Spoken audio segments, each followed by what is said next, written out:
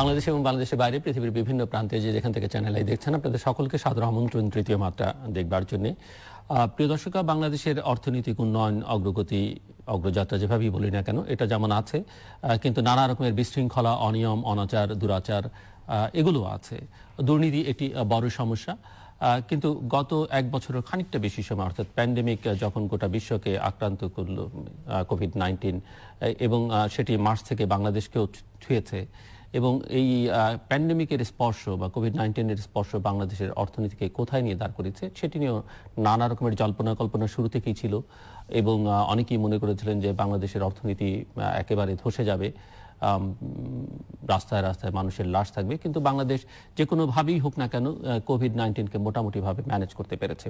যখন জীবন এবং জীবিকার ভারসাম্যের প্রশ্ন আসতো তখনও অনেকেই অবাক হয়েছিলেন বা অনেকেই প্রশ্ন তুলছেন যে এই ভারসাম্য তৈরি করবার যে চেষ্টা সেটি খুব দ্রুত হয়ে যাচ্ছে কিনা বা খুব আগাম হয়ে যাচ্ছে কিনা। কিন্তু দেখা গেছে বাংলাদেশের মানুষ সেই ধাক্কা সামলিয়ে মোটামুটিভাবে জীবন এবং জীবিকার মধ্যে একটা সমন্বয় সাধন করতে পেরেছে। সব মিলিয়ে আসলে বাংলাদেশের অর্থনীতির চিত্রটা আজকে কোথায় দাঁড়িয়ে, ভবিষ্যৎটা কি? প্যান্ডেমিকের ধাক্কা এখনো শেষ হয়নি, এখনো আছে, ভ্যাকসিনেশন চলছে, সেটি শেষ পর্যন্ত কতটা কার্যকর হবে সেগুলো এখন পর্যন্ত অনিশ্চিত। এবং বাংলাদেশের অর্থনীতিকে ঘুরে দাঁড়াবার জন্য যে সংকটগুলো আছে সেই সংকটগুলো মোকাবেলা করে, প্যান্ডেমিককে মোকাবেলা করে ঘুরে দাঁড়াবার জন্য কি কি ধরনের পরামর্শ থাকা দরকার সেই সব বিষয় নিয়ে আজকে আমরা কথা বলবো। কথা বলবার জন্য আমাদের সঙ্গে স্টুডিওতে রয়েছেন ডক্টর নাজিন আহমেদ, অর্থনীতিবিদ এবং Bangladesh institute of development studies BIDS এর সিনিয়র রিসার্চ ফেলো। আমাদের সঙ্গে যুক্তরাষ্ট্রের ওয়াশিংটন থেকে যুক্ত হচ্ছেন আরেকজন অর্থনীতিবিদ এবং তিনি বাংলাদেশ সিভিল প্রশাসনে এবং আন্তর্জাতিক সিভিল প্রশাসনে কাজ করেছেন। বাংলাদেশ এশিয়ান ডেভেলপমেন্ট ব্যাংকের বাংলাদেশ কান্ট্রি টিমকে লিড করেছেন একসময়। অন্যান্য বিশ্ববিদ্যালয় পৃথিবীর নানান জায়গায় ভিজিটিং প্রফেসর হিসেবেও কাজ করেছেন। ডক্টর পারভেজ ইমদাদ আমাদের সঙ্গে রয়েছেন, একজন গভর্নেন্স এবং স্পেশালিস্ট হিসেবে জনপ্রশাসন বিশেষজ্ঞ হিসেবে তিনি কাজ করেন।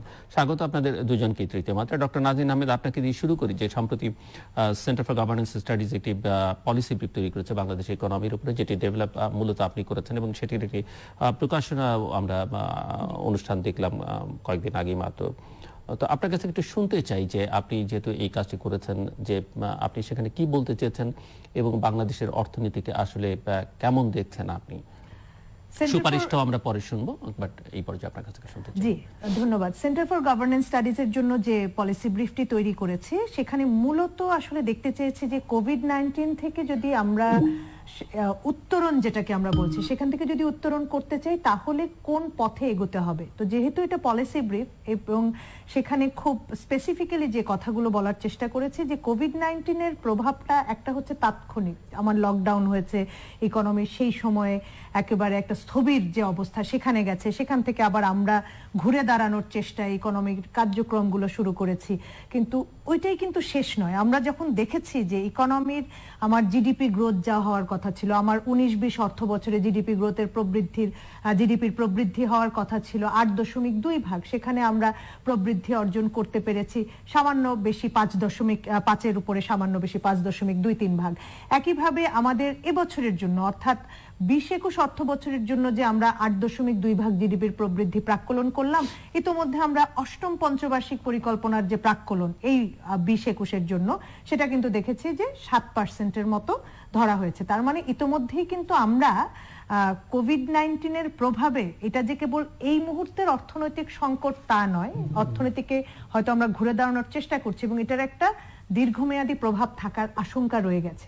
সেই জায়গা থেকেই সেন্টার ফর গভর্নেন্স স্টাডিজ এর জন্য যে পলিসি ব্রিফটা করলাম সেখানে বলার চেষ্টা করেছে যে আমাদের এই মুহূর্তের অর্থনৈতিক চ্যালেঞ্জ মোকাবেলায় যেমন আমাদের প্ল্যান করতে হবে, একই সাথে সামনের চ্যালেঞ্জ অর্থাৎ সেটা নতুন চ্যালেঞ্জ নয় বরং অর্থনীতিকে এগিয়ে নিয়ে যাওয়ার জন্য অর্থনীতির যে ক্ষতিটা হয়েছে সেই ক্ষতি পুষিয়ে আমাদের যেগুলো টার্গেট আছে অর্থনীতির বিভিন্ন ক্ষেত্রে সেই টার্গেট পূরণে এগোতে হবে। যেমন ধরেন আমাদের টার্গেট আছে যে আমরা 2024 সনের মধ্যে উন্নয়নশীল দেশে পরিণত হব। আমাদের সাস্টেনেবল ডেভেলপমেন্ট গোল যেটা 2030-এর মধ্যে আমাদের অনেকগুলো বিষয় আমাদের অর্জন হতে হবে, সেটা শিক্ষা, স্বাস্থ্য, দারিদ্র বিমোচন, আমার ইন্ডাস্ট্রির গ্রোথ, এমপ্লয়মেন্ট জেনারেশন, এনভায়রনমেন্ট, নানান দিকে। তো এই যে আমার গোলগুলো, সেটাও কিন্তু কোভিড-19 অনেকখানি আমাদেরকে চ্যালেঞ্জের মধ্যে ফেলেছে। আমরা জানি নতুন করে দরিদ্র হয়েছে অনেক মানুষ। সেই কারণেই এই পলিসি ব্রিফে আমাদের মূল আমার যে দেখার জায়গাটি ছিল সেটা হচ্ছে এই মুহূর্তের সংকটের পাশাপাশি আগামীর জন্য প্ল্যানটা করতে হবে আমাদেরকে এখনই। এবং আমরা ইতোমধ্যে কিন্তু বেশ কিছু অভিজ্ঞতা আমাদের হয়েছে, সেই অভিজ্ঞতাগুলো ভালো এবং মন্দ উভয়। আপনি যেমন বললেন যে শুরুর দিকে আমরা যেরকম ভেবেছি যে একেবারে বোধহয় অনেক মানুষের প্রাণহানি হবে, কি অনেক ধরনের বড় অর্থনৈতিক সংকটে আমরা পড়ব, এখনো পর্যন্ত কিন্তু আমি সেই দিক থেকে বলবো যে আমরা যথেষ্ট সফলতার সাথে সেটা মোকাবেলা করেছি। এখন সেখানে সবকিছুই সাকসেসফুল তা নয়। যেমন আমরা জানি যে সরকারের একটা বড় স্টিমুলাস প্যাকেজ সংকটের শুরু থেকেই আসলো, কিন্তু সেই স্টিমুলাস প্যাকেজ কিন্তু মানে শুরুতে এটা আসাটাকে এটা আমি ইতিবাচক মনে করি, মানুষকে অনেক সাহস দিয়েছে।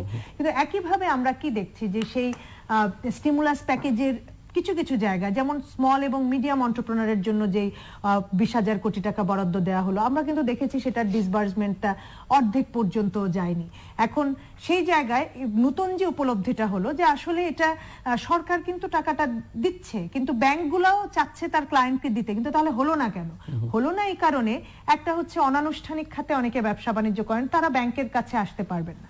আবার ব্যাংকের কাছে ভালো ক্লায়েন্ট সে যার কাছ থেকে লোন রিকভারি হবে। এখন লোনটা যদি এমন জন চায় যার ব্যবসায় অনেক ক্ষতি হয়েছে, ব্যাংকের কাছে কিন্তু সে ভালো ক্লায়েন্ট না, তাকে ব্যাংক লোন দিতে চাইবে না, কারণ তার একটা ঋণ খেলাপির বোঝা বাড়ানোর আশঙ্কা আছে।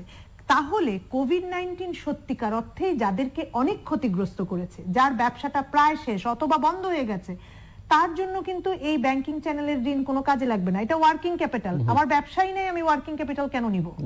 কাজে আমাদেরকে কিন্তু নতুন করে ভাবতে হবে ওই মানুষগুলোর জন্য যাদের আসলে সবচেয়ে বেশি ক্ষতি হয়েছে। তো আমার মনে হয় সেটার কারণে আমরা সম্প্রতি দেখেছি সরকার আরেকটা প্যাকেজ দিয়েছে 2,700 কোটি টাকার, এবং সেই প্যাকেজটি সেটা অবশ্য ক্ষুদ্র মাঝারি উদ্যোক্তাদের কাছেই যাবে বেশি, এবং সেটা এনজিওদের মাধ্যমে বা সরকারের যে সকল প্রতিষ্ঠান সরাসরি একেবারে গ্রামে গঞ্জে সাধারণ মানুষের সাথে কাজ করে তাদের মাধ্যমে যাবে। আমি মনে করি এটা আগেও কিছু টাকা দিয়েছিল সরকার, প্রায় 2,000 কোটি টাকা বিভিন্ন পিকেএসএফ, পল্লী সঞ্চয় ব্যাংক, কর্মসংস্থান ব্যাংক, প্রবাসী কল্যাণ ব্যাংক, তাদের মাধ্যমে সেটার কিন্তু ভালো বাস্তবায়ন হয়েছে। আসলে সেই ধারাবাহিকতা আমি মনে করি যে এই উদ্যোগটি অনেক অনানুষ্ঠানিক খাতের ক্ষুদ্র মাঝারি উদ্যোক্তাকে হেল্প করবে। তো সব মিলিয়ে আমি মনে করি যে সরকারের এখনকার যে প্রচেষ্টা কোভিডকে ঠেকানোর, তার সাথে সাথে এখনই পরিকল্পনা করতে হবে যে যে ক্ষতিটা আমার হয়ে গেল, অথবা এই মোকাবেলা করতে গিয়ে যে লুপহোলস গুলো আমি দেখলাম যে যেখানে যেখানে একটু ফাইন টিউন করতে হবে, সেই পরিকল্পনাটা এখনই নিতে হবে। সেগুলো শুনবো আপনার কাছে। কিন্তু একটি তো বিষয় মোটামুটি যে প্রচুর মানুষ কাজ হারিয়েছে কিন্তু, এবং আয়ও কমে গেছে অনেকের, সেটিকে আপনি কেমন, মানে কি ধরনের সংকট হিসেবে? আমি মনে করি কোভিড-19 এর স্বাস্থ্য সংকটের পরে বা স্বাস্থ্য জীবনের সংকটের পরে এটাই সবচেয়ে বড় সংকট, যে মানুষের আয় কমে গেছে এবং নতুন করে দরিদ্র হয়েছে প্রচুর মানুষ। এবং আমরা এই সময় যেটা লক্ষ্য করলাম, আমাদের বিআইডিএস এর একটি গবেষণায় দেখা গেছে যে এই দরিদ্র মানুষগুলোর অনেকেই কোভিডের আগে কিন্তু দারিদ্র সীমার উপরে ছিলেন, তারা দরিদ্র ছিলেন না, তবে আবার খুব বেশি উপরে যে ছিলেন তা না, খুব দূরে ছিলেন না। ফলে সামান্য একটা ধাক্কাতেই কিন্তু তারা পড়ে গেলেন দারিদ্র সীমার অনেক বেড়ে গেল হঠাৎ করে। তার মানে এটা কিন্তু জিল্লুর ভাই একটা লেসন, সেটা হচ্ছে আমরা যে দারিদ্র বিমোচন করছি, মানুষকে দারিদ্র সীমার উপরে তুলতে পারলেই বললাম যে আচ্ছা তুমি দরিদ্র নয়, কিন্তু তার কি আসলে সেই সক্ষমতা তৈরি হয়েছে যে সে ঝড়ঝাপটা সামলাতে পারবে? সেই কোভিড-19 ক্ষেত্রে কিন্তু যেটা বললেন যে এই আনএমপ্লয়মেন্ট একটা বড় সংকট, এবং সেই আনএমপ্লয়মেন্টের মধ্যে আমি মনে করি যে বিশেষ করে আমরা যাদেরকে এই মানুষগুলো যারা নিম্ন মধ্যবিত্ত বা যারা সহজে হাত পাততে পারে না মানুষের কাছে, তাদেরকে কিন্তু জীবিকায় ফিরিয়ে আনা বা তাদের যে আয়ের পথে আবার আনা, এটা খুবই জরুরি। আমি আসবো আবার আপনার কাছে। ডক্টর মোহাম্মদ পারভেজ ইমদাদ, আপনি শুনছিলেন ডক্টর নাজনীন আহমেদের কথা, এবং সম্ভবত আমার যতদূর ধারণা যে আপনি পলিসি ব্রিফটি তার তৈরি করা সেটি দেখেছেন। আপনার কাছ থেকে শুনতে চাই সেটি দেখে আপনার কাছে কি মনে হচ্ছে, এবং আপনার নিজের অ্যানালাইসিস কি, যে কোথায় দাঁড়িয়ে আছে বাংলাদেশের অর্থনীতি বিশেষ করে কোভিড মোকাবেলা করতে গিয়ে? ধন্যবাদ। প্যান্ডেমিকের ফলে পৃথিবীর সব দেশের মতোই আমরা একটা মোটামুটি চ্যালেঞ্জের সম্মুখীন হয়েছি, কিন্তু সামগ্রিকভাবে বাংলাদেশের ইকোনমি একটি স্টেবল অবস্থায় আছে এবং সামনের দিকে এগোচ্ছে। এখন আমরা দেখি যে মানে প্যান্ডেমিকের ধরুন আমাদের জিডিপি কমেছে, সেটা গত ধরেন 18-19-এ 8% ছিল, সেটা 5% হয়েছে। আর এক্সপোর্ট আমাদের কমেছে প্রায় 16 থেকে 18 মানে পার্সেন্ট, এবং ইম্পোর্টও কমেছে প্রায় 9% মতো। ট্রেড এবং সার্ভিস সেক্টরে মেজর একটা ডিসরাপশন না হলেও মোটামুটি যেটুকু ডিসরাপশন হয়েছে এতে আমাদের জিডিপি হ্রাস পাওয়াতে দারিদ্র্যের উপরে এবং মানে বেকারত্বের উপর এর কিছুটা মানে প্রভাব অবশ্যই দেখা দিচ্ছে। ট্যাক্স জিডিপি রেশিও খানিকটা আরো নিম্নমুখী হয়েছে, 10% ছিল গত বছর, এখন 9.5% মতো। এবং উন্নয়ন ব্যয়, যেটা ডেভেলপমেন্ট এক্সপেন্ডিচার, সেটাও গত 6 মাসে কমেছে প্রায় 25 থেকে 30% মতো। তো সরকার এই সিচুয়েশনকে অ্যাড্রেস করার জন্য যথাযথ ব্যবস্থা নিয়েছেন, যেমন মানে পাবলিক এক্সপেন্ডিচার বাড়িয়েছেন, মানি সাপ্লাই এবং সাপোর্টিভ মনিটারি পলিসি ছিল, স্টিমুলাস প্যাকেজগুলো 21টি স্টিমুলাস প্যাকেজ যে সরকার শুরু থেকে দিয়েছেন, সেখানে প্রায় 1.2 ট্রিলিয়ন টাকা মানে মার্কিন ডলার 14.28 বিলিয়নের মতো, তো যেটা জিডিপির প্রায় 5%-এর মতো। কিন্তু সেখানে এই প্যাকেজগুলো ইমপ্লিমেন্ট হচ্ছে ভালোভাবে, এবং প্যাকেজগুলো আমরা যে ক্ষেত্রে দেখছি চাহিদা, সরবরাহ চেইন, কর্মসংস্থান, গ্রামীণ অর্থনীতির সুদৃঢ়করণ, খাদ্য নিরাপত্তা এবং সামাজিক নিরাপত্তা বেষ্টনী, এই প্রত্যেকটির ক্ষেত্রে আপনি বলছেন যে স্টিমুলাস প্যাকেজ ভালোভাবে বাস্তবায়ন হচ্ছে, স্যাটিসফ্যাক্টরিলি মানে প্রোগ্রেস। কিন্তু আমরা যেটি শুনি, কারণ অধিকাংশটাই ব্যাংকিং সেক্টরের মাধ্যমে, এবং সেখানে আসলে যাদের পাওয়ার তারা খুব একটা পাচ্ছেন না, কারণ ব্যাংকগুলো তাদের স্বার্থ দেখতে চাইছে এবং তাদের নিরাপত্তা সুনিশ্চিত করতে চাইছে, যে কারণে যাদের আসলে পাওয়ার কথা তারা অনেক ক্ষেত্রে তাদের অ্যাক্সেসটা নেই। এই ক্ষেত্রে জিলু সাহেব, বাংলাদেশ ব্যাংকের মানে মনিটরিং আরো সুদৃঢ় করতে হবে, এবং জিনিসটি একটি খুব পর্যবেক্ষণে এনে এবং বাস্তবায়নটা একটা প্রক্রিয়ার মাধ্যমে যথাযথ যে অলরেডি মানে প্রক্রিয়ার একটা দিয়েছে বাংলাদেশ ব্যাংক, গাইডলাইন দিয়েছে, সেই হিসাবে এখন স্টিমুলাস প্যাকেজের যেটুকু তথ্য আমাদের কাছে আছে তার প্রায় 60 থেকে 70% লার্জ এন্টারপ্রাইজের জন্য যেটা হয়েছে, আর 30% স্মলের জন্য ব্যয় হচ্ছে। কিন্তু সোশ্যাল প্রোটেকশনের ক্ষেত্রে 50 থেকে 60%। এখন এটা একটা বড় এরিয়া, যেহেতু অনেকে কাজ হারিয়েছে এবং দারিদ্র্যের মানে বিষয়টা আগে থেকে আরেকটু দৃষ্টি দেওয়াটা এখানে দরকার। এখন এই ক্ষেত্রে যে জিনিসটা হচ্ছে যে আগামী বাজেট সামনে আমাদের একটা মিড টার্ম ফ্রেমওয়ার্কের মধ্যে ওটাকে জিনিস এই আগামী 2-3 বছরের জন্য উই হ্যাভ টু অ্যাড্রেস ইট।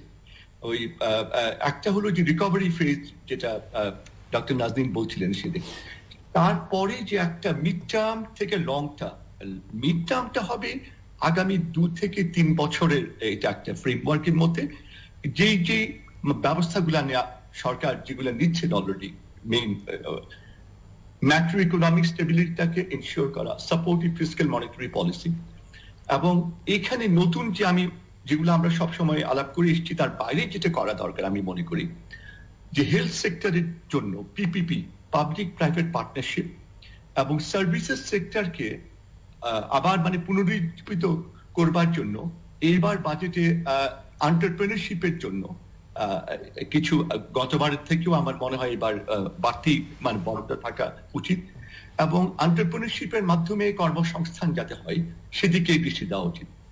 গ্রামীণ অর্থনীতিকে চাঙ্গা করার জন্য রুরাল ইনফ্রাস্ট্রাকচার এইবার ইনভেস্টমেন্ট আমার মনে হয় আরো থাকা দরকার। এই প্রেক্ষিতে আমি যেটা বলতে চাচ্ছি যে জিলু সাহেব, আমরা কিন্তু আরেকটা মোটামুটি আমরা আমাদের আপগ্রেডেশনটা যে হবে টু আপার মিডল ইনকাম, এইটার প্রেক্ষিতে যখন আমরা মিডিয়াম টার্ম থেকে লং টার্মের কথা চিন্তা করব, সেখানে কিন্তু কতগুলা সমস্যা আসবে। এটা সব দেশে অনেকেই যারা আপগ্রেডেড হয়েছে, এটা যারা মানে গ্রাজুয়েটেড হয়েছে, এটা কিন্তু এসছে। And I think we can face that.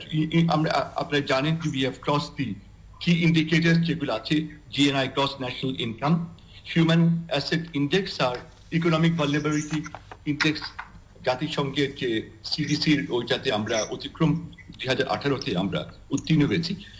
এখন আমাদের কিছু ডাউনসাইড আসবে, এর মধ্যে যেমন লস অফ মানে ডিউটি ফ্রি মার্কেট অ্যাক্সেস একটা হবে। আমাদের লস অফ এক্সপোর্ট ধারণা করা হচ্ছে যে 2031 নাগাদ প্রায় 13 বিলিয়ন মার্কিন ডলার লস অফ এক্সপোর্টস হবে। কনসেশনাল লোন এবং গ্র্যান্ট আমাদের অনেকটা কমে আসবে। এটা কমলে আমাদের ডেট সার্ভিসিং দের কস্ট মানে বেড়ে যাবে। এবং ইনফ্যাক্ট এখানে আমি বলতে চাচ্ছি যে আমাদের যে overall percentage of foreign assistance mainly loans, যে আমাদের ওভারঅল জিডিপির খুব যে একটা বেশি তা না, অ্যারাউন্ড 3 to 4%। আর গ্রান্ট তো খুবই কম। আমাদের গ্রান্ট যেটা আমরা পাই সেটা আমাদেরকে এই মুহূর্তে খুব চিন্তার কারণ নেই। আমাদের গ্রান্টের যেটা প্রায় $100 মিলিয়ন কম, যেটা আমরা it is less than 1% of the GDP, এবং পার ইয়ার আমাদের প্রায় $300 মিলিয়ন সেটা মানে কম। তো এই ক্ষেত্রে আমাদের একটা ইন্টেন্সিভ অ্যাসেসমেন্ট করতে হবে যে আমাদের এক্সটার্নাল ইকোনমিক অ্যাসিস্ট্যান্স, আমাদের মাল্টিল্যাটারাল এবং বায়োল্যাটারাল ইকোনমিক অ্যাসিস্ট্যান্সের ক্ষেত্রে নীতিমালা নির্ধারণ, এই ক্ষেত্রে আমার মনে হয় একটা অ্যাসেসমেন্ট করা দরকার। এবং ওয়ার্ল্ড ব্যাংক এবং এশিয়ান ডেভেলপমেন্ট ব্যাংক তাদের নিজেদের আঙ্গিকে তারা ওদের ইন্ডিপেন্ডেন্ট অ্যাসেসমেন্ট আছে, কিন্তু আমরা সরকারের পক্ষ থেকে আমাদের ERD I think they should be able to undertake an assessment in that to see the impact. How do we fit in and how do we meet the challenges following the LDC graduation? আমি আসবো এরপরে। আমি আসবো আবার আপনার কাছে, doctor Naznin Ahmed, আপনি শুনছিলেন। জি না, আমার কাছে যেটা মনে হয় যে আমরা, উনি যেটা বলছিলেন, যেটা আসলে আমরা ওই পলিসি ব্রিফেও বলার চেষ্টা করেছি, সেটা হলো যে আমাদেরকে একটু দীর্ঘমেয়াদী পরিকল্পনা করতে হবে। আমি পলিসি এই যে মেয়াদটা, এটা কি ধরনের? কোন দেশ তো 10-15 বছরের কোভিডের সময় আমরা শুরুতেই দেখলাম যে তারা একটা লম্বা, হ্যাঁ তারা যে কোনো, আমরা তো এমনিতেও একটা লম্বা পরিকল্পনা আমরা দেখতেই পাচ্ছি, মধ্যমেয়াদী এবং দীর্ঘমেয়াদী পরিকল্পনা। এবং আপনি যদি দেখেন যে এই সময় যে আমাদের 8ম পঞ্চবার্ষিক পরিকল্পনা যেটা সদ্য রিলিজ হলো এবং এটার যাত্রা শুরু হলো, সেখানেও কিন্তু কোভিড-19 কে আমলে নেওয়া হয়েছে। কিন্তু যখন এই পরিকল্পনাটা করা হয় তখন তো কোভিড-19 ছিল না শুরুতে, শেষের দিকে সেটা যুক্ত হলো এবং তারপরেও এটাকে আমলে নেওয়া হয়েছে। কিন্তু তারপরেও আমি বলবো যে অনেক কিছুই কিন্তু এই আমরা সাধারণত একটা বড় পরিকল্পনার আন্ডারে প্রতি বছর বাজেটের সময় আমরা পরিকল্পনা করি, আমাদের কিছু মিডিয়াম টার্ম পরিকল্পনা থাকে এর মধ্যে। কিন্তু এবছরের পঞ্চবার্ষিক পরিকল্পনাটা যখন হচ্ছিল তখন কোভিড-19 মাত্র এসেছে, ততদিনে কিন্তু ব্যাকগ্রাউন্ড পেপারগুলো প্রায় হয়ে গিয়েছিল। এখন সেই সময়ে যতটাই আসুক, এখন অনেক কিছু নতুন কিন্তু আমরা দেখতে পাচ্ছি। কাজেই সবকিছু যে পঞ্চবার্ষিক পরিকল্পনা অনুযায়ী একেবারে হবে সেটা না হলে যে আমরা সরকারকে বলবো যে পরিকল্পনায় ছিল কেন হয় নাই, সেটাও কিন্তু বলা যাবে না। কাজেই এই পঞ্চবার্ষিক পরিকল্পনার পাশাপাশি এই সময়ে এটার সাথে অবশ্যই মিল রেখে আমাদেরকে কোভিড-19 মোকাবেলার যে নিত্য নতুন আমাদের যে শিক্ষাগুলা হচ্ছে, মানে আমরা যে লেসনটা লার্ন করছি, সেটার একটা মানে একটা চিত্র বা রিফ্লেকশন এখানে থাকতে হবে। যেমন ধরেন আমাদের সামনে বাজেট আসছে, যেটা একটু আগে উনি বলছিলেন যে এই বাজেটে আমাদের, যেহেতু একটু আগে আমরা আলাপ করছিলাম যে আনএমপ্লয়মেন্ট একটা বড় সমস্যা, এবং এই কোভিডের সময় কিন্তু অনেকে কিন্তু ব্যবসা বাড়িয়েছে। কাদের ব্যবসা বেড়েছে ধরেন, সেটা ইতিবাচক। আমি হচ্ছে অনেক আইসিটি বেসড প্রতিষ্ঠান, অনেক অনলাইন শপিং, যে আমাদের ই কমার্সের যে সুযোগ, তাদের কিন্তু কলেবর বড় হয়েছে। এবং অনেক ইউথ তারা কিন্তু অনেক নতুন ধরনের ব্যবসা বাণিজ্যের আইডিয়া নিয়ে আসছেন, ইনোভেটিভ অনেক আইডিয়া নিয়ে আসছেন। এবং সেই জায়গায় আমি মনে, এবং মোবাইল ফাইন্যান্সিয়াল সার্ভিস ভিত্তিক অনেক ধরনের সেবা, সেই রকম প্রতিষ্ঠানগুলো কিন্তু যাত্রা করতে চাচ্ছে। আমি মনে করি যে আগামী বাজেটে এখন থেকেই পরিকল্পনা করা উচিত যে এই উদ্যোগগুলোকে আমরা কি করে হেল্প করব। এবং এই নতুন উদ্যোগগুলো কিন্তু আমরা যে নিউ নরমাল বলি, এটাও এক ধরনের নিউ নরমাল। নতুন বাস্তবতাকে কেন্দ্র করে অনেক রকম ব্যবসা বাণিজ্যের প্রসার হচ্ছে, সেই জায়গায় সাপোর্ট দিতে হবে। এবং যে কোনো সময় আসলে সরাসরি খাদ্য সহায়তা বলি, ক্যাশ সহায়তা বলি, এটা তো হচ্ছে টিকিয়ে রাখা মানুষকে, আসলে মানুষকে টিকিয়ে রাখতে হয় তার এমপ্লয়মেন্ট জেনারেশনের মাধ্যমে। কাজেই আমরা পলিসি ব্রিফেও বলেছি যে আপাতত এটা লং টার্মে না, মিডিয়াম টার্মে 3টা ভাগে আমরা দেখতে পারি। একটা হচ্ছে এই মুহূর্তে যেটা চলছে, যেখানে আমরা প্রিভেনশন, এখনো আমরা কিন্তু ভ্যাকসিনেশন পুরোপুরি না হওয়া পর্যন্ত আমরা বলবো যে এখনো আমরা করোনার বিরুদ্ধে লড়াই করছি। এরপরে একটা বছর ধরেন, এরপরে 20-21 অর্থ বছর, এটাকে আমরা ধরতে পারি রিকভারি ফেজ, অর্থাৎ আমাদের সত্যিকার অর্থেই ঘুরে দাঁড়ানোর যে চেষ্টাটা, যদিও সেটা শুরু হয়েছে আমাদের ইতিমধ্যে, কিন্তু 20-21 হবে, যেটা বলছিলেন যে অনেক রকমের ইনভেস্টমেন্ট দরকার হবে, এবং 20-21 অবশ্যই আমাদেরকে বড় প্রকল্পগুলোর বাস্তবায়নকে একেবারে খুব প্রায়োরিটি দিতে হবে, কারণ তার মাধ্যমে অনেক এমপ্লয়মেন্ট কিন্তু তৈরি হয় এবং অনেক ইকোনমিক অপরচুনিটি তৈরি হয়। যেমন ধরেন পদ্মা সেতু যদি সত্যিই আমার এই বছরের শেষে কার্যকর হয়, এটা আমার অর্থনীতিকে বিরাট একটা হেল্প করবে। কাজেই এটা হচ্ছে রিকভারি ফেজ। আর এরপরের একটা বছর আমি বলছি যে 22-23 যে অর্থ বছর, সেটাকে আমি ধরতে পারি প্রোগ্রেস ফেজ, মানে সেইখান থেকে আমরা লং টার্ম গ্রোথের দিকে আবার যাব। এবং এই প্রোগ্রেস ফেজে আমাদেরকে অবশ্যই যে ক্ষতিটা হয়েছে আমাদের করোনার সময়, তাকে পুষিয়ে আমরা যেন দ্বিগুণ জোরে দৌড়াতে পারি, বা আমরা যদি অ্যাটলিস্ট আরো বেশি জোরে দৌড়াতে পারি সেই চেষ্টা করতে হবে।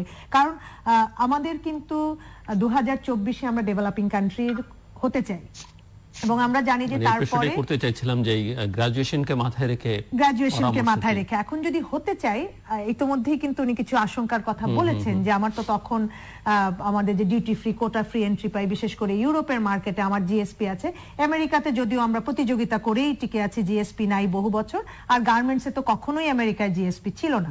ফলে আমাদের আসলে চিন্তাটা হচ্ছে ইউরোপের মার্কেটে, কানাডার মার্কেটে, যেখানে আমাদের সুবিধা আছে।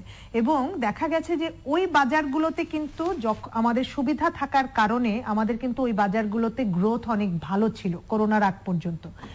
আমেরিকার বাজারে আমরা যেহেতু ভিয়েতনাম এবং অন্যদের কম্পিটিশনে পড়েছি ইন রিসেন্ট ইয়ার্স, ওখানে কিন্তু আমাদের এক্সপোর্টের গ্রোথটা কিন্তু ইউরোপের বাজারের মতো নয়। কাজে আমাদের আসলেই চিন্তার ব্যাপার এক্সপোর্ট নিয়ে, যে যখন আমরা ডেভেলপিং কান্ট্রি হয়ে যাব, আমরা সময় পাবো 2027 পর্যন্ত, 24-এ হয়ে গেল, তারপর আমাদের কিন্তু কম্পিটিটিভ থাকতে হবে। কাজে সেই প্রস্তুতি, আমি যদি করোনায় আমি ধাক্কা খেয়ে থাকি, আমার যদি অনেক ফ্যাক্টরি বন্ধ হয়ে গিয়ে থাকে, তাহলে কিন্তু আমাদের চিন্তা করতে হবে যে আমার পরবর্তীর কম্পিটিটিভনেস কেমন হবে। এই কারণে এই যে যখন আমি বলছি প্রোগ্রেস ফেজ, ততদিনে যেতে যেতে এন্টারপ্রেনারশিপের পাশাপাশি অবশ্যই আমাদের স্কিলের জন্য যে সরকারের এফার্ট ইন রিসেন্ট ইয়ার্স, সরকার স্কিল ডেভেলপমেন্টে অনেক ধরনের পরিকল্পনা নিচ্ছে, অনেক রকমের প্রজেক্ট হাতে নিচ্ছে, এবং অনেক ধরনের গবেষণাও করছে যে আসলে কোথায় স্কিল দরকার, কেমন স্কিল দরকার। আমরা নিজেরাই বিআইডিএস থেকে 10টা সেক্টরের উপরে এই মুহূর্তে একটা গবেষণা করছি যে স্কিল গ্যাপটা কোথায়, নিডটা কোথায়। আমি মনে করি এই জায়গায় খুব জোর দিতে হবে। যদি আমার স্কিল থাকে, টেকনোলজি থাকে, আর তার পাশাপাশি ইনোভেটিভ উদ্যোগে যদি আমি সাপোর্ট দিতে পারি, আমি তো মনে করি যে আমাদের যে রিকভারিটা এবং তার পরবর্তীতে এই যে আমাদের ডেভেলপিং কান্ট্রি হওয়ার যে চ্যালেঞ্জগুলো, সেই জায়গায় অন্তত আমরা শক্ত ভিত্তির উপর দাঁড়াবো। কিন্তু এবং এই জায়গায় কিছু কিছু কিন্তু আমাদের করোনার সময় অবশ্যই কিছু ইতিবাচক স্বস্তির জায়গা ছিল। রেমিটেন্স একটা স্বস্তির জায়গা, আমরা কিন্তু এটাও কমে যাবে ভেবেছিলাম।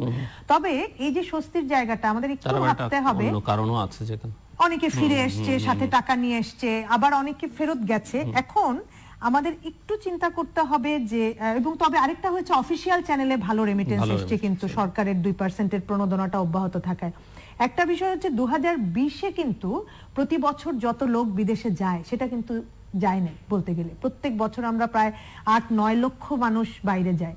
কাজে তারা গিয়ে কিছুটা শক্তপোক্ত হয়ে যে টাকা পাঠায়, সেটা কিন্তু সামনে আর এই লোকগুলো গেল না। কাজে রেমিটেন্সের যে প্রবৃদ্ধি আমরা আশা করি, সেটা আগামীতে কিন্তু আমরা ওইভাবে দেখবো কিনা একটু ভাবতে হবে। কারণ এটাই বলছে যে এই যে ক্ষতিটা হলো, এই যে গেল না এতগুলো লোক, এটাও কিন্তু আমাদের ভাবনার বিষয়। ফলে আগামীতে যারা যাবে, আমরা যদি এখন চিন্তা করি যে আমি স্কিলড লোক পাঠাবো, তাইলে আমি এই ক্ষতি পোষায় নিতে পারবো।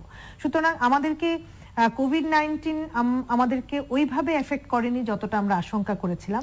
আমাদের অর্থনীতির যদি মূল শক্তির জায়গা যেগুলো, একটা আপনি বলছিলেন যে রেমিটেন্সের কথা, যেটি জনশক্তি রপ্তানি থেকে আসে, কৃষি একটা বড় জায়গা, এবং আরেকটা হচ্ছে যে আমরা যদি তৈরি পোশাক খাতের কথা বলি, সেটি কর্মসংস্থানের বিবেচনায় বলি, নারীর ক্ষমতায়নের প্রশ্নে বলি, আর আর্থিক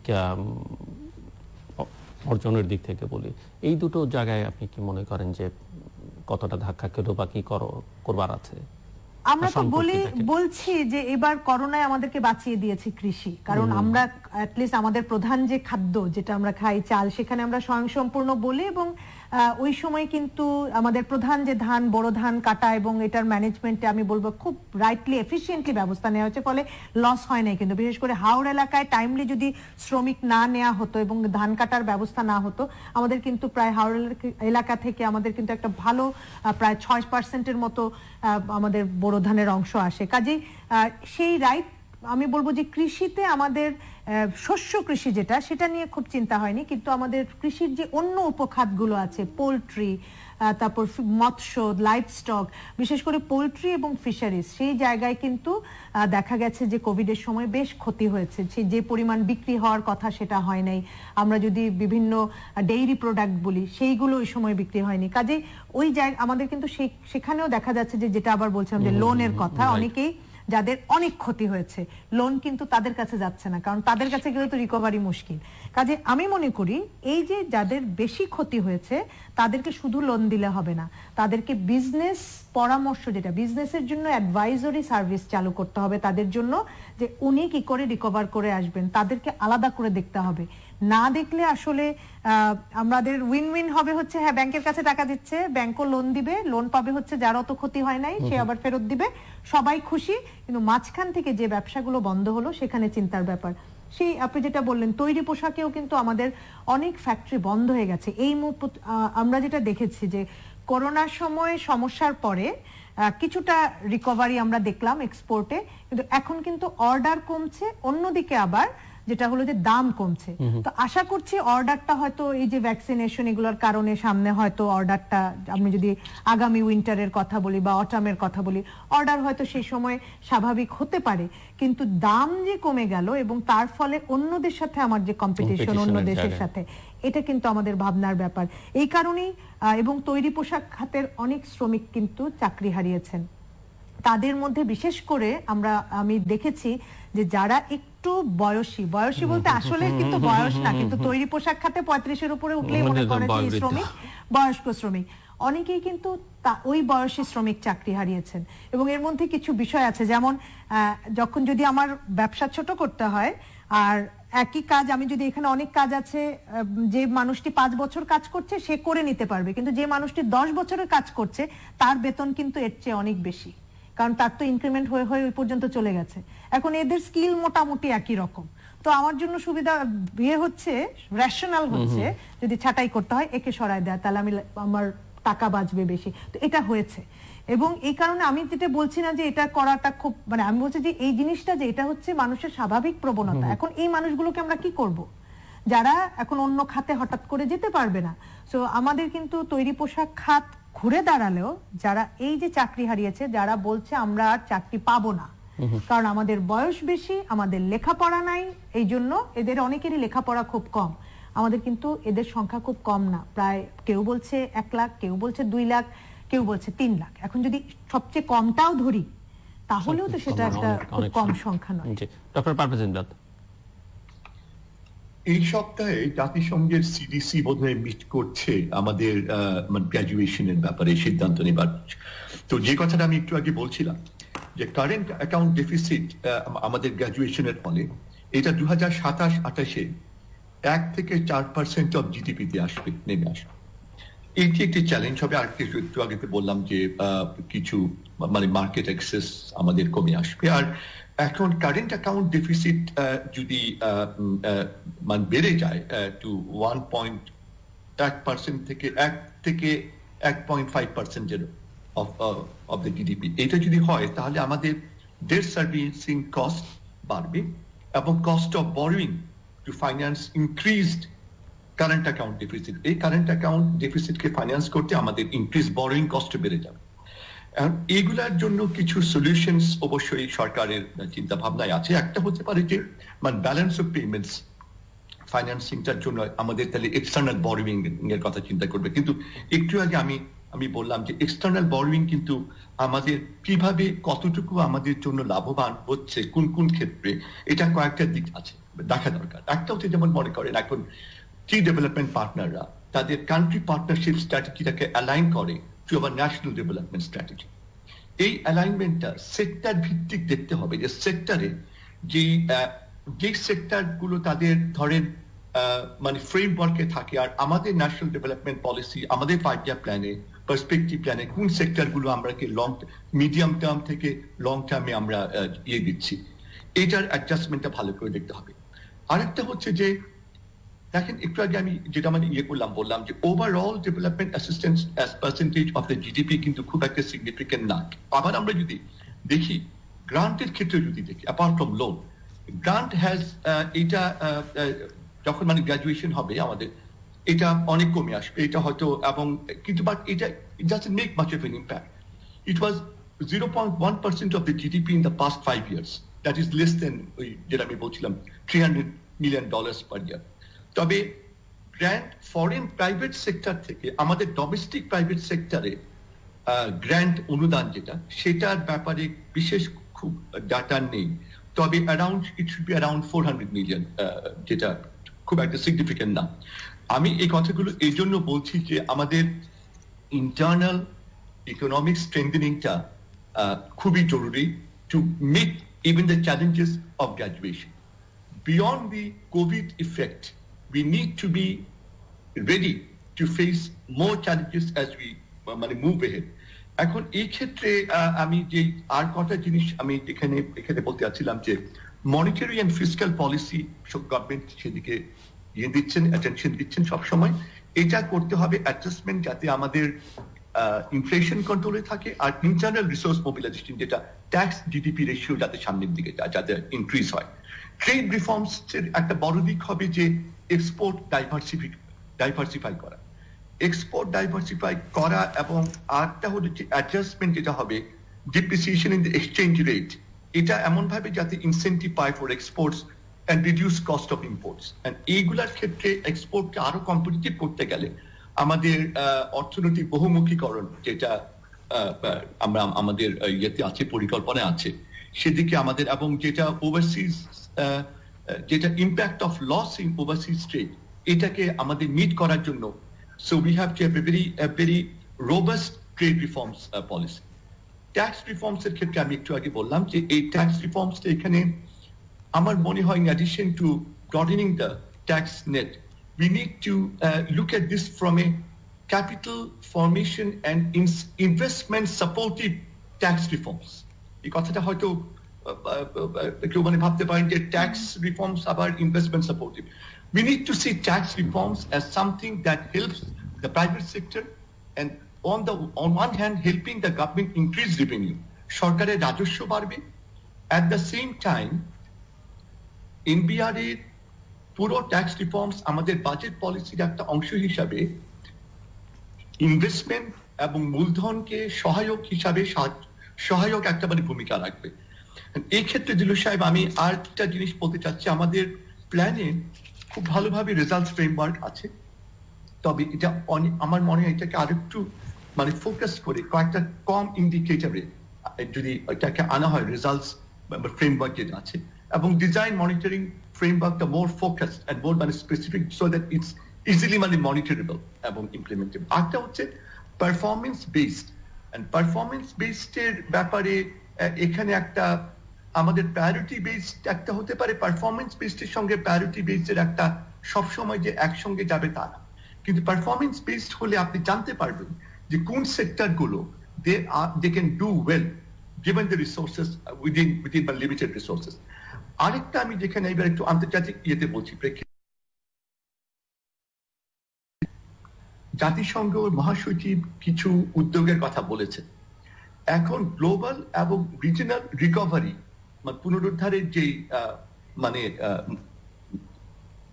মেকানিজম গুলা এখন চিন্তা করা হচ্ছে বা এগুলো এখনো ফাইনাল শেপে নেয়নি। G20 আলোচিত হয়েছে, সেক্রেটারি জেনারেল এটা আলোচনা করেছেন, কিন্তু এটা এখনো কমপ্লিট শেপ নেয়নি।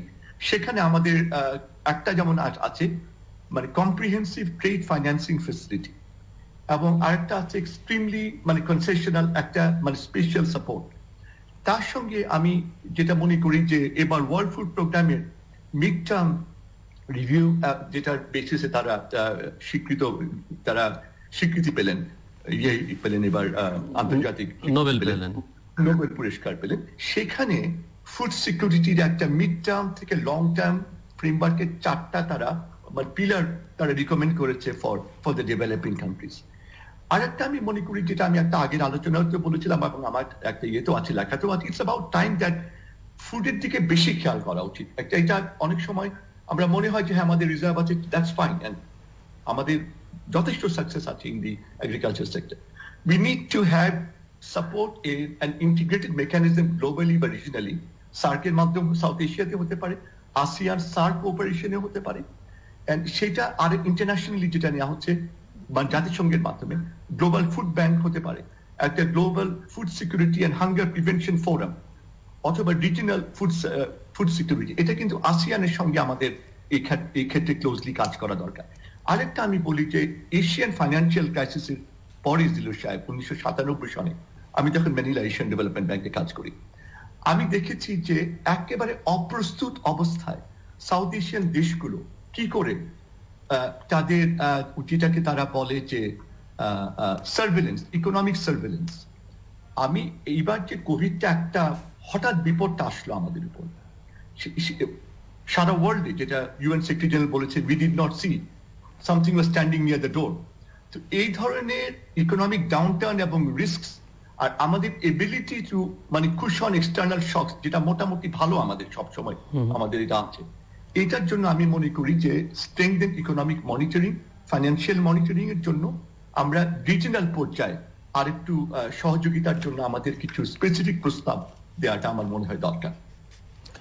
ডক্টর নাজির আহমেদ, উনি খুব সুন্দর করে অনেকগুলো দিকে পরামর্শ দিবেন, আমি দুই একটা জিনিস একটু বলতে চাই। একটা হলো বেশিরভাগই আমি আসলে এগ্রি করি, অফকোর্স না এগ্রি করার কিছু নেই, আমরা এগুলা মানে বুঝতে পারছি যে আমাদের এগুলো দরকার হবে। একটা হচ্ছে উনি বলছেন যে এই সময় ইনফ্লেশনটা কমানোর দিকে নজর দেয়া। আমাদের যেহেতু এখন এমপ্লয়মেন্ট জেনারেশন অনেক করতে হবে এবং ইনফ্লেশনটা মোটামুটি সহনীয় মাত্রায় রয়েছে গত কয়েক বছর ধরে, যদিও আমরা গত কয়েক মাসে একটু দেখছি যে ফুড ইনফ্লেশন একটু বাড়তির দিকে, কিন্তু তারপরও আমি বলবো যে এখন আমাদের যদি ইনফ্লেশন একটু বাড়েও তারপরও আমাদের এমপ্লয়মেন্ট জেনারেশনের দিকে মনোযোগটা খুবই দরকার। কারণ আমাদের নানান জায়গায় মানুষ, বিশেষ করে আমি যেটা বলছিলাম যে মানুষগুলো নতুন করে দরিদ্র হয়েছে, তা আমরা যদি কাজে ফিরিয়ে আনতে না পারি, সরকারের পক্ষে কিন্তু এত ফুড সাপোর্ট এবং ক্যাশ সাপোর্ট এটা দেওয়া সম্ভব নয়, এবং আর না হলে কি হবে, ইনইকুয়ালিটিটা অনেক বেড়ে যাবে।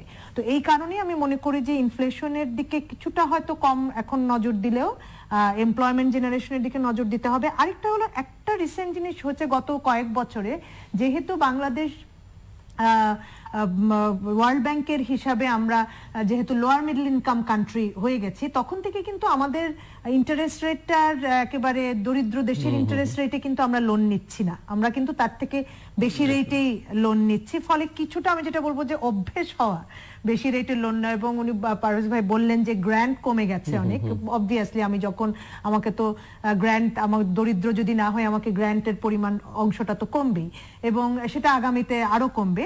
তো আমাদের ইতোমধ্যে কিন্তু আমি বলবো যে আমরা একটু হায়ার রেটে লোন নিয়ে সেটা ফেরত দেওয়া, সেটা আমরা করছি অলরেডি। কাজে ওটা হঠাৎ করে একেবারে এলডিসি রেট থেকে নন এলডিসি রেট সেটা হবে না। তারপরে অবশ্যই আমাদের এটা খেয়াল রাখতে হবে, কারণ যেহেতু আমার যদি এক্সপোর্ট কমে যায় এবং আমার কারেন্ট অ্যাকাউন্ট, অর্থাৎ এক্সপোর্ট কমে যায়, ইম্পোর্ট বেশি হয়, কারেন্ট অ্যাকাউন্ট ব্যালেন্সটার যদি নেগেটিভ ব্যালেন্সটা যদি অনেক বড় হয়, তাহলে সেটা ফাইন্যান্সের জন্য তো আমার লোন হয়তো নিতে হতে পারে, সেই জন্য একটু চিন্তার ব্যাপার আছে। তবে খুব রেটের ব্যাপারে বড় শক নয়। আরেকটি হচ্ছে আমাদের এই মুহূর্তে রিজার্ভটা ভালো আছে, যেটা করোনার সময় আরেকটা আমাদের ইতিবাচক দিক। তবে এই রিজার্ভ ভালো হয়েছে এই জন্য যে আমরা ইম্পোর্ট কম করেছি, এই সময় এক্সপোর্ট কম হলো, ইম্পোর্টও কম করেছে, অন্যদিকে রেমিটেন্স ভালো এসেছে।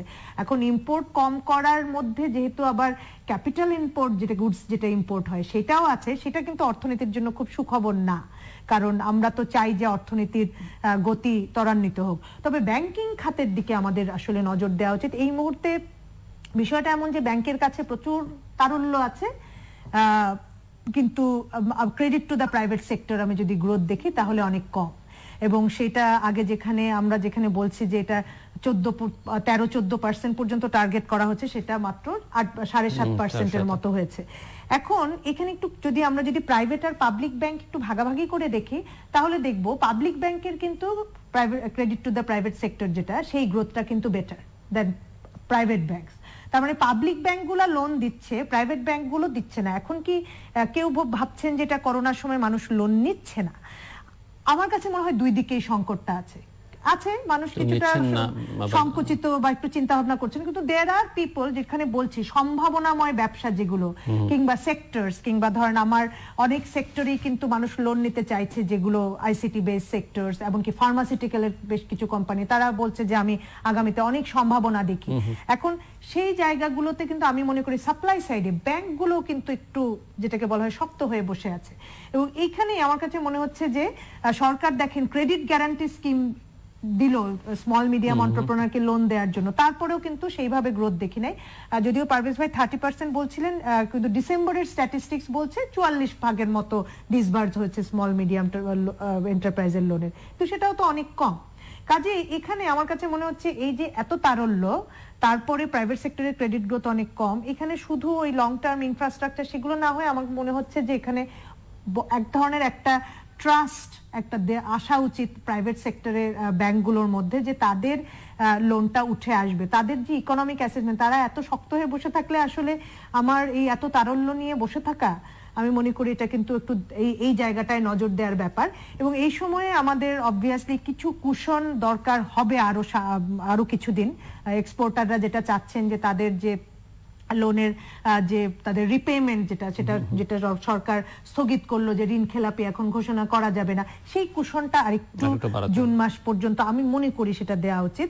সেটা বাড়ালে বোধহয় তারা অন্যদিকে, যেমন অনেক ব্যবসায়ী বলছেন যে না আমরা শ্রমিকের ইনক্রিমেন্ট দিব না, এটা তো হইতে পারে না, মানে শ্রমিককে তো আমি এই ক্ষতি, এমনিতেই তাদের ইনকাম খুব কম, এটা তো আমরা করতে পারি না। কাজে আমি মনে করি ওই জায়গাগুলোতে কিছু ছাড় দেওয়া দরকার, but at the same time এখানে একটু আমি মনে করি যে একেবারে ঢালাও ভাবে না এই জন্য যে অনেকের কিন্তু সেভাবে ক্ষতি হয়নি, অনেক সেক্টর ক্ষতিগ্রস্ত না। এখন তাদেরও যদি ফেরত দিতে না হয়, অনেকে আমার কাছে মনে হয় যেন তারা কি লোন দেওয়া ফেরত দেওয়া ভুলেই যাবে, মনে হয় মানে লোন নিয়ে বাংলাদেশে অনেকে ভুলেও যায়, নেয়াটাই মনে রাখে, আর ব্যাপারটা তো মনে থাকে। ইচ্ছে করে হয়তো ভুলে এই কথা সূত্র ধরে আমি একটা প্রশ্ন আপনাদের করতে চাই, হাতে খুব বেশি সময় নেই, যে বাংলাদেশে পলিটিক্যাল সায়েন্টিস্টরা, ইকোনমিস্টরা কেউ বলেন যে ইকোনমিক ডেভেলপমেন্ট হচ্ছে কিন্তু পলিটিক্যাল ডেভেলপমেন্ট হচ্ছে না, এবং সেটা সমান্তরাল গতিতে না হলে ইকোনমিক ডেভেলপমেন্ট আসলে টেকসই হয় না। যেটা আপনার কথার মধ্যে খানিকটা বেরিয়ে এসেছে যে আমরা কোভিডের এক ধাক্কায় দেখা গেল অনেকে দারিদ্র্য সীমার নিচে নেমে গেলেন। সো আমাদের এখানে গভর্নেন্স নিয়ে অনেক রকমের প্রশ্ন আছে, কিন্তু আমি ইকোনমিক সেক্টরের গভর্নেন্স নিয়ে একটু আপনাদের কাছ থেকে শুনতে চাই যে কি মনে করেন। এখানে নানা রকমের অনাচার, নানা রকমের বিশৃঙ্খলা, দুরাচার, ক্যাপিটাল ফ্লাইট থেকে মানে দুর্নীতির, ব্যাংকিং সেক্টরের নৈরাজ্য, ক্যাপিটাল মার্কেটের অনিশ্চয়তা, কোনো কিছুই কাটছে না।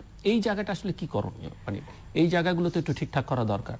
আমি যেটা দেখি গত কয়েক বছর, ছোট্ট করে খুব বেশি সময় না, সেটা হচ্ছে আমি যেমন অনেক উজ্জ্বল অংশ দেখি অর্থনীতির, যেখানে ইনোভেটিভ উদ্যোক্তা, অনেক নতুন উদ্যোগ হচ্ছে, এক্সপোর্ট বাড়ছে, কোভিডের অংশটুকু সময়টুকু বাদ দিয়ে গ্রোথ হচ্ছে, এবং সেই জায়গাতে এই উজ্জ্বলতার পাশাপাশি আমরা জানি যে কিছু অর্থনৈতিক অন্ধকারও আমরা দেখি, যেখানে ইনইকুয়ালিটিটাও আমরা বাড়তে দেখেছি, এবং এই ইনইকুয়ালিটি বাড়ছেটা যখন ঝট করে আমরা বলে ফেলি, একটু যদি গভীরে যাই তাহলে দেখবো যে কেন এই ইনইকুয়ালিটিটা এত বাড়ছে। এক হচ্ছে অপরচুনিটির অভাব, যারা দরিদ্র পরিবারে জন্ম নিয়েছে সে তার শিক্ষা, স্বাস্থ্য সবকিছুতেই তার সুযোগ কম, সেটা দিব, ঠিক আছে, সরকার সেখানে সোশ্যাল প্রোটেকশন, এডুকেশনে নানান কিছু করছে, আমি সাধুবাদ দেই তার জন্য, কিন্তু যেই জায়গাটাতে আমার তারা হয়তো আগাচ্ছে একটু করে, কিন্তু একটা গ্রুপ অনেক দূর এগিয়ে যাচ্ছে। এগিয়ে যাওয়া ভালো, কোটিপতির সংখ্যা বাড়লে আমি দুঃখিত হই না, আমি খুশি হই যে বাংলাদেশের কোটিপতির সংখ্যা বাড়ছে এবং পৃথিবীর সবচেয়ে, সমস্যা নাই, কিন্তু কিভাবে বাড়ছে সেই কোটিপতি যদি এমন হয়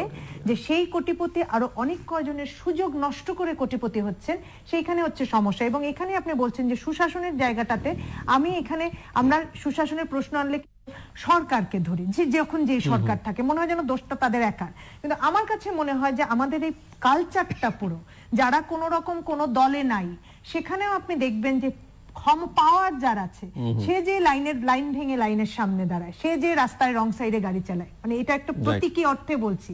তার মানে হচ্ছে আমার এখানে আমরা যখন অনেক ধরনের সুশৃঙ্খল অবস্থার কথা বলি কিংবা বলি যে আমি লোন সবার কাছে অ্যাভেলেবেল করব, কিন্তু আপনি দেখেন যে মানুষটা অল্প লোন নেয় তার জন্য কিন্তু ইন্টারেস্ট রেট অনেক হাই।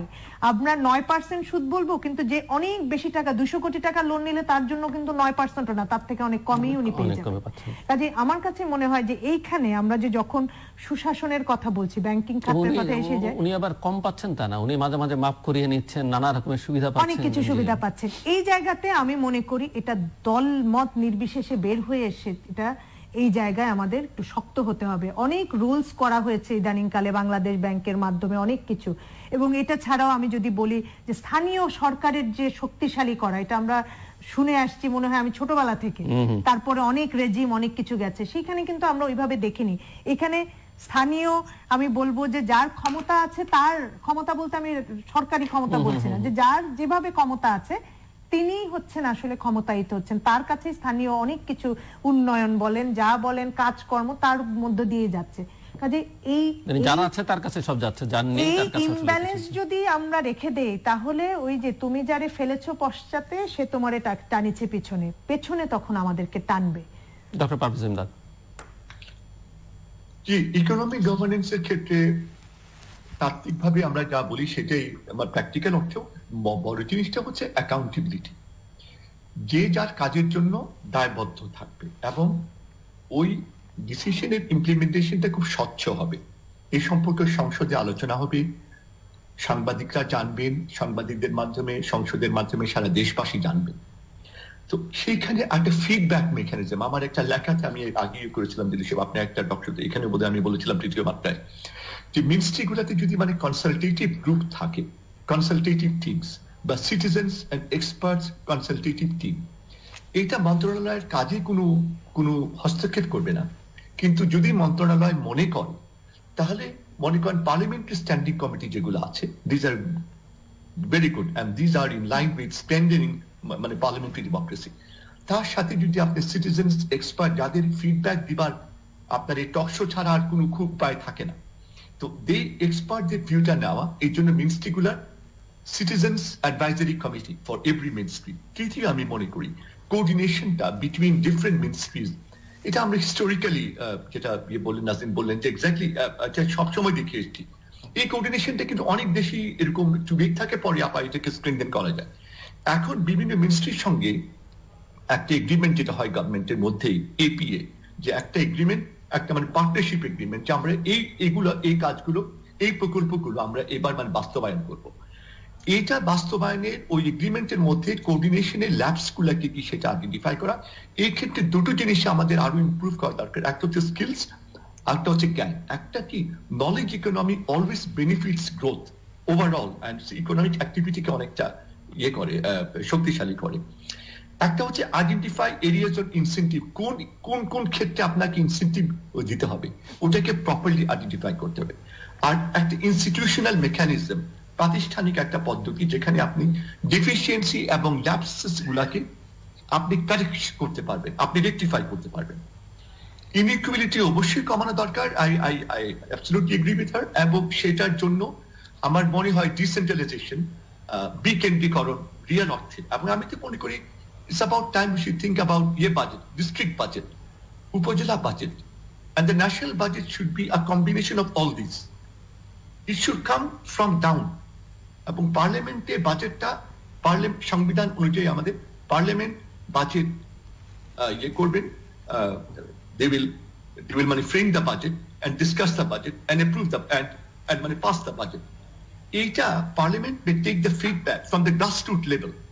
So এটা যদি আসে তাহলে আমরা it will be more implementable at the grassroots level. আরেকটা যেটা আমি মনে করি যে প্রাইভেট সেক্টর, যদিও উনি বললেন যে হ্যাঁ এক্স্যাক্টলি যেটা যেগুলো অর্থের ব্যাপারে যে অনিয়মগুলো হচ্ছে সেদিকে দৃষ্টি দেওয়া দরকার। at the same time একটা রোবস্ট শক্তিশালী প্রাইভেট সেক্টর না হলে আমাদের এমপ্লয়মেন্ট খুব বাড়ার সম্ভাবনা থাকে না। যদি আমরা এমপ্লয়মেন্ট, কারণ গভর্নমেন্টের পক্ষে এমপ্লয়মেন্ট দেওয়া বেশি সম্ভব না, এমপ্লয়মেন্ট বাড়াতে গেলে এবং ক্যাপিটালের intensive use to support growth আর এমপ্লয়মেন্ট, এই দুটো ক্ষেত্রে কিন্তু আমাদের প্রাইভেট সেক্টরটাকে খুব শক্তিশালী একটা efficient effective accountable private sector আমাদের দরকার। ডক্টর নাজনীন আহমেদ।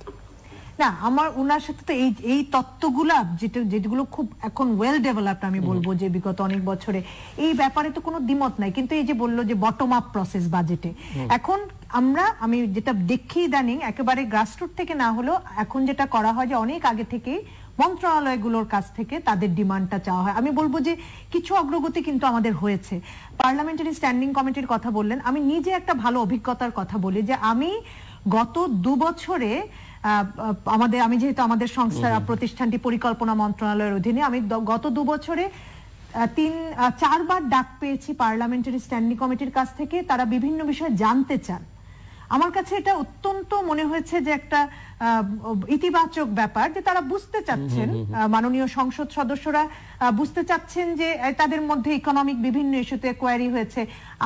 আমাকে যে বিষয়ে ডাকা হয়েছিল তারা জানতে চেয়েছেন, বুঝতে চেয়েছেন, সেটা নিয়ে কিছুটা বিতর্কের মতো করেছেন তারা, যে এই যুক্তিতে না। এবং আমার কাছে মনে হয়, এবং তার ভিত্তিতে কিছু নির্দেশনা তাৎক্ষণিকভাবে দিতে দেখেছি। আমি মনে করি এগুলো খুব ইতিবাচক পদক্ষেপ এবং এটার চর্চা আরো বেশি হওয়া উচিত। যে যেখানে কাজ করছি আমরা এক্সপার্ট আছি, বা আমার তো আর সব বিষয়ে এক্সপার্টিস নাই, যতটুকু আমি জানি, যতটুকু আরেকজন জানেন, এই কানেকশনটা যদি হয়। এবং সর্বোপরি আমি দৃঢ়ভাবে বিশ্বাস করি, আমি দেখেছি যে বাংলাদেশে ডেডিকেটেড রাজনৈতিক নেতা বলি, ডেডিকেটেড ব্যুরোক্রেসি বলি আছে, কিন্তু মুশকিল হলো যাদের মুষ্টিমেয় কিছু, আমি বলবো যে যারা তাদের কারণে অনেক ক্ষেত্রে আমাদের এই সুশাসনটা আসলে, আমি বলছি যে যেটা মাথাচাড়া দিয়ে উঠতে পারছে না। সেই জায়গায় দেখেন মাননীয় প্রধানমন্ত্রী বারবার বলছেন জিরো টলারেন্স দুর্নীতির বিরুদ্ধে, এবং আমরা করোনার শুরুতে যখন দেখলাম যে খাবার নিয়ে স্থানীয় প্রশাসনের এই দুর্নীতি, এবং উনি নিজেও কিন্তু তখন কঠোরভাবে বলেছেন এটা কোনোভাবে সহ্য করা হবে না। কিন্তু এই জিনিসগুলো তাহলে যে ওই গ্রাসরুট লেভেলে এই কাজটা করছে, সে তো কারো না কারো ছত্রছায়া করছে, তার তো সেই সাহসটা কোথাও না কোথাও থেকে আসছে। আমি মনে করি যে আমরা যদি এগুলো চোখ বন্ধ করে থাকি, আমরা যদি ইগনোর করি, আগামীতে কিন্তু এইভাবে একটা অর্থনীতি তখন টিকে থাকবে না। আমি মনে করি আজকে বাংলাদেশের অর্থনীতি ভালো করছে কারণ সেই ডেডিকেটেড লিডারশিপ আমরা দেখি আছে, কিন্তু যেখানে নাই সেই জায়গাগুলোতে আরো কম জায়গায় সেটা উনি দেখবেন। এই যে বলাটা, আমি মনে করি যে এগুলো অগ্রগতি, কিন্তু এই এত ছোট ছোট অগ্রগতিতে হবে না, এত ছোট অগ্রগতিতে হবে না। বাংলাদেশের এখন ভিত্তিটা অনেক শক্ত, এখানে অনেক ইনোভেটিভ মানুষ আছে, এখানে অনেক ভালো ভালো কাজ হচ্ছে। এই কাজগুলোকে যদি সাপোর্ট করেন এবং একটা ভালো উদ্যোক্তা শ্রেণী যদি হয়, একটা ভালো আমি বলবো যে ইয়ুথ যে শক্তিটা এখন আসছে, যারা কাজ করে, আমি অনেক ইয়ুথকে দেখি তারা রাজনীতি করছে কিন্তু তারা প্রচুর পড়াশোনা করে, প্রচুর ইনোভেটিভ, এরকম কিন্তু আমি ইয়ুথ লিডারশিপও দেখি। তাদেরকে একটু জায়গা করে দেন। এই মানুষগুলো যদি ক্ষমতায় আসতে পারে, তারা লেখাপড়া করা, তারা রাজনীতিও বুঝে, তারা ব্যবসা বাণিজ্যও বুঝে, এবং এগুলো আমি নাম ধরে কাউকে বলতে চাই না, কিন্তু এই নামগুলো অজানা নয়। এদেরকে যদি বিভিন্ন জায়গায়, এমনকি আমি মনে করি পার্টির ভিতরে ডেমোক্রেসি, সে আমি বিরোধী দলে হই কি আমি ক্ষমতায় হই, সেইখানে ডেমোক্রেসি থাকলে এই ইয়ুথ গ্রুপটা আসতে পারবে সামনে। আগামীতে আমি মনে করি যে শিক্ষিত, নলেজেবল এবং ইয়ুথ লিডারশিপ পারবে বাংলাদেশকে বদলে দিতে। ডক্টর পারভেজ ইমদাদ, আমরা একেবারে শেষ প্রান্তে ছোট্ট করে যদি কিছু বলবার থাকে। জি, ছোট করেই বলছি। সেটা হলো যে একটা মনে পড়লো আমার, যে আসলে ওই একজন অধ্যাপক তার ছাত্রকে বলেছিলেন, তার ছাত্র বলেছিল আর কি অধ্যাপককে, যে এই প্রশ্ন তো আমার বাবার সময়ও ছিল, একই প্রশ্ন। তো অধ্যাপক বলেছেন যে না, প্রশ্ন একই ছিল, এখনো আছে, থাকবেও, কিন্তু উত্তরটা অন্যরকম, উত্তরটা বদলাবে। তো ওই ইস্যুগুলা থিওরিটিক্যালি আমাদের ওগুলোই থাকবে, ওই গভর্নেন্স মেকানিজম, ওই ইমপ্রুভ ইকোনমি, কিন্তু we have to develop our strategies, refine, fine tune our actions to meet to the needs of time. সময় একটা মারাত্মক জিনিস, সময়ের সঙ্গে আমাদের বদলাতে হবে, সময়ের সঙ্গে যেটুকু বদলানোর প্রয়োজন, যেটুকু ঠিক জায়গায় থাকার প্রয়োজন, সেটুকু ঠিক থাকতে হবে। সেটা আমি জোর দিচ্ছিলাম। মূল কথা ছিল সব আপনি আমাকে 1 মিনিট সময় দিয়েছেন, আমার প্রতি হাফ মিনিট মানে চলে গেছে, তবু আমি যেহেতু বলছি বাজেটের কথা মনে করি, পিপিপি, আমি পিপিপির খুব একজন সমর্থক এবং মনে করি পাবলিক প্রাইভেট পার্টনারশিপ। এইবার স্বাস্থ্যের যে ঘটনাটা ঘটলো, আমাদের প্রাইভেট সেক্টর সেদিকে মনে হয় যদি তারা সজাগ দৃষ্টি দেবেন, এবং পিপিপির ক্ষেত্রে সরকার যথেষ্ট উদ্যোগ নিচ্ছেন, উদ্যোক্তা সৃষ্টি, এবং তার জন্য তার মধ্যে কর্মসংস্থান এবং স্কিলস করা, বাড়ানো, ইজি অ্যাক্সেস টু যেটা ক্রেডিট, এবং সাধারণ গরিব যারা এক্সট্রিম পুয়ারের জন্য যাতে ঋণ পাওয়া খুব সহজ হয়। এটা এখানে আমি ওটা অনেক বিষয় আলোচনার এখানে আছে, কিন্তু স্মল বিজনেসটা স্পেশালি এসএমই ব্যয় সংকোচন আমি মনে করি যে অন উৎপাদনশীল ব্যয়, এটাও অনেকদিন থেকে মানে বলা হয়েছে এটা নন ডেভেলপমেন্ট এক্সপেন্ডিচার যেটা, সেটাকে একটু সংকুচিত করা দরকার। মেগা প্রজেক্টের দ্রুত বাস্তবায়ন, আইটি, ই কমার্স এবং মোবাইল ফাইন্যান্সিয়াল সার্ভিস, এটা এই বাজেটে খেয়াল করা দরকার। আর এর শেষে কারেন্ট সোশ্যাল প্রোটেকশন যেটাকে আরো ব্যাপক করে সুদৃঢ় করে এটাকে আমি মনে করি ওয়েলফেয়ারের দিকে নেওয়া দরকার, ওয়েলফেয়ার নেটস।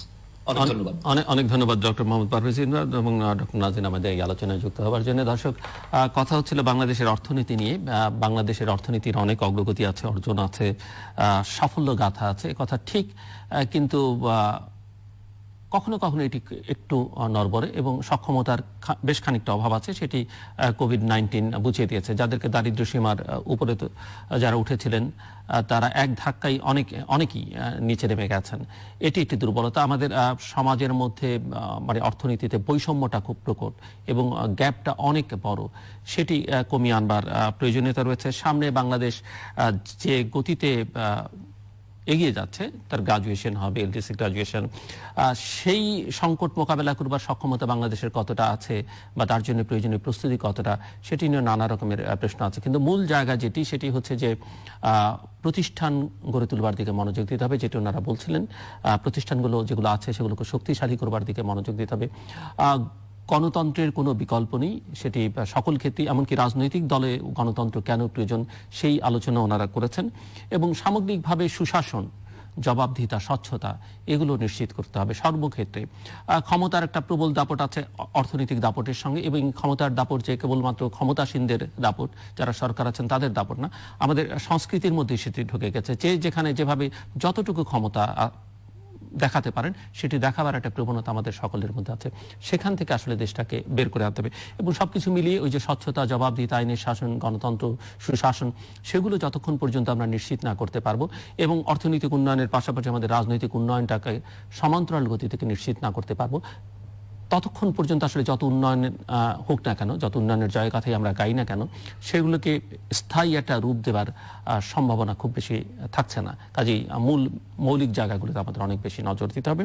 দর্শক, আমাদের সঙ্গে থাকবার জন্য অসংখ্য ধন্যবাদ। আপনাদের সবার জন্য শুভকামনা।